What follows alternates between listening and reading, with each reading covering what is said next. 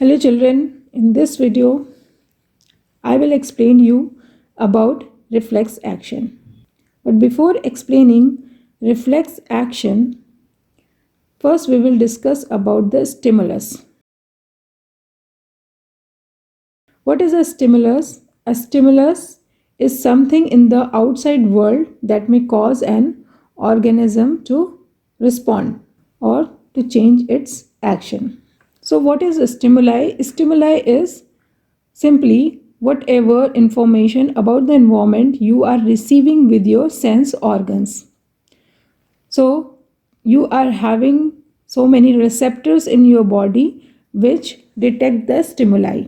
So there are photoreceptors which detect light and form images. Then gustatoreceptors are there which detect taste.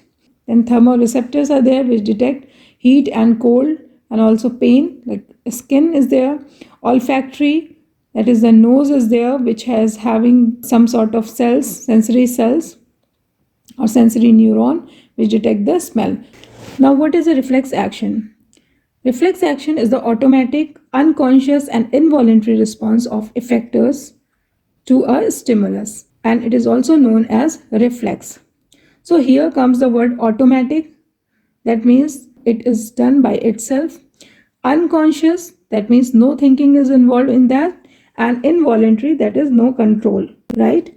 So the automatic, unconscious and involuntary response of effectors or muscles and glands to a stimulus is called reflex action. For example, pulling your hand away from a hot object. This is a kind of reflex action. And this kind of actions are carried out quickly and without thinking, and most of the time it is having the protective functions. Now there are two kinds of reflexes. What is that? First is the inborn reflex and another is the learned reflex. The inborn reflexes are inherited and need not to be learned. That means they are inborn, right? For example, pupil reflex. When light intensity or the focus changes, the size of a pupil also changes. In the same way, coughing. When unwanted matter gets into the windpipe, it is cleared by coughing. One more is there, blinking. When something moves close to the eyes, the eyelids close.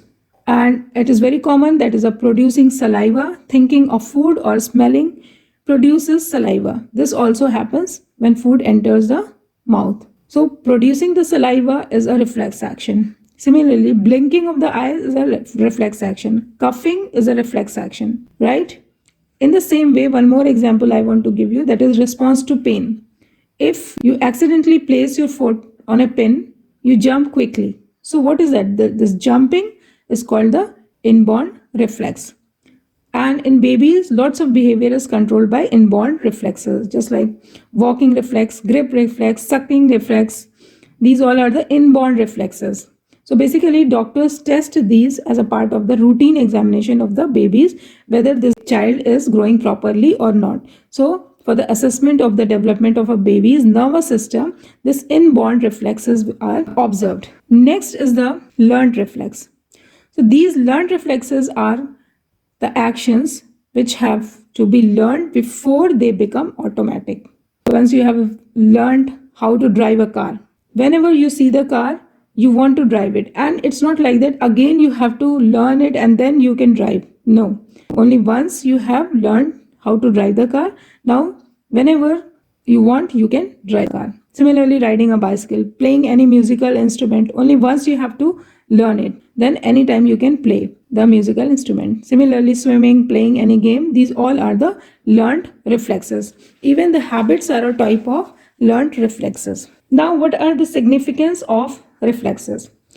Basically, reflex actions are very significant because these are the spontaneous response to any harmful stimulus. Because most of the time, this gives a defense mechanism, a kind of defense mechanism. Thereby, these protect the organism from the harm that could be done if delayed. Another is what these relieve the burden of brain by automatically responding to routine stimuli. See, basically, we are always surrounded by the stimuli, and every now and then we have to react, right? So if the brain will take the charge completely of all the responses, then it will be very much burden or very heavy burden for the brain to respond. So there are some kind of, you can say, responses which can be dealt by the spinal cord itself, right? So the brain's burden is distributed between the spinal cord and the brain itself. So these reflex actions help in relieving the burden of the brain. Most of the daily habits and acts, such as salivation of mouth on hearing the bell for the lunch break, are conditioned reflexes.